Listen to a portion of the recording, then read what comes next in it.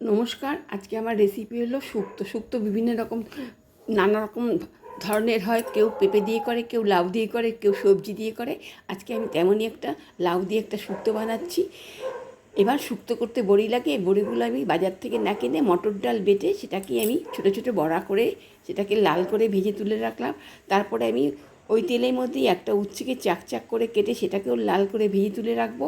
এবার ওই তেলের মধ্যেই আমি ছোটো ছোটো করে ডুমো ডুমো করে লাউ কেটে রেখেছি। সেটাতে আমি ফোড়ন দেবো হলো রাঁধুনি সর্ষে আর তেজপাতা। যেই ফোড়নটা ভাজা হয়ে যাবে তখন সেখানে আমি 1 চামচ মতন আদা বাটা দিয়ে সেটাকেও একটু খানিকটা নাড়াচাড়া করে এবার কেটে রাখা লাউগুলোকে দিয়েও স্বাদ মতো নুন দিয়ে আমি খানিকক্ষণ নাড়াচাড়া করে তারপর সেটাকে চাপা ঢাকা দিয়ে 5 মিনিট মতো সেদ্ধ হতে দেবো। যেই লাউটা সেদ্ধ হয়ে যাবে তার মধ্যে আমি তখন ভাজা বড়িগুলো উচ্ছেগুলি সব 1 মিনিট করে দিয়ে চাপা ঢাকা দিয়ে রেখে সেগুলো সেদ্ধ হতে দেবো। এবার স্বাদ মতন চিনিও দিয়ে দেবো। মিষ্টি তো একটু শুক্তোতে দিতেই লাগে। এবার টেস্ট বাড়াবার জন্য একটু দুধ দেবো। আর এখানে একটা মশলা আমি অ্যাড করব, সেটা হলো রাঁধুনি আর সর্ষে আমি একসাথে করে নুন দিয়ে বেটে রেখেছিলাম, সেটাকেও ভালো করে মিশিয়ে দেবো।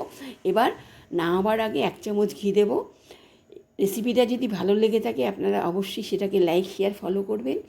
আর ইউটিউব থেকে যারা দেখছেন তারা সাবস্ক্রাইব করবেন। ধন্যবাদ রেসিপিটা দেখার জন্য।